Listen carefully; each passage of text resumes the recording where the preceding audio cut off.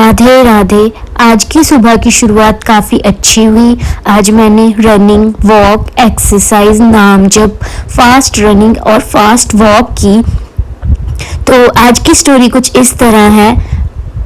बहुत समय पहले की बात है। एक राज्य में राजा राज किया करते थे जो बहुत ही ईमानदार थे। राजा अपनी प्रजा को भी अच्छे कर्म और सही तरीके से जीवन व्यतीत करने के बारे में सिखाया करते थे। तो कुछ टाइम बीता और कुछ नए लोग उनके राज्य में बसने के लिए आए और उनमें से कुछ लोगों को बहुत गलत आदतें थी, जैसे चोरी करना, लोगों से मारपीट करना, पैसे छीनना। तो ऐसे उनके राज्य में होना शुरू हो गया। राजा को चिंता होने लगी क्योंकि ऐसी चीजें अब उनके महल में भी होनी शुरू हो गई थी। चोरियां शुरू हो गई थी। उनके जो मंत्री थे वो राजा के प्रति षड्यंत्र करने लग गए थे। राजा को आभास तो हो रहा था, पर उनको इस चीज को पता लगाने के लिए उन्होंने एक परीक्षा का आयोजन किया कि वो इस परीक्षा से अपने मंत्रियों के बारे में जान सकेंगे कि उनके दिमाग में चल क्या रहा है। तो राजा ने एक सभा बुलाई और उसमें कहा कि मैं आप में से कुछ मंत्रियों की परीक्षा लेना चाहता हूँ। राजा ने तीन नाम बताए और तीनों को अपने पास बुलाया। उनको एक एक थैला दिया और उनको कहा 1 घंटे में जो बाग है उनके राज्य में उसमें से फल इकट्ठे करके लाने हैं और सारे फल अच्छे होने चाहिए। तो तीनों जो मंत्री थे वो चले गए बाग में फल इकट्ठा करने के लिए। जो पहला मंत्री था वो अच्छा आदमी था। उसने कहा कि राजा के लिए मुझे अच्छे से अच्छे फल लेके जाने चाहिए।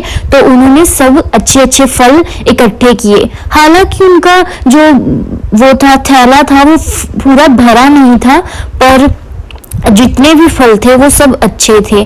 दूसरा जो मंत्री था उसने कहा राजा ने कौन सा मेरे फल निकाल के देखने हैं। उन्होंने गले सड़े सब ऐसे ही डालना शुरू कर दिया और उनका जो थैला था वो भर गया। जो तीसरा मंत्री था उसने कहा कि राजा तो सिर्फ ये देखना चाहते हैं कि किसका थैला ज्यादा भरा है। उसने घास फूस ली और उसमें भरना शुरू कर दिया और उसका भी थैला पूरा भर गया।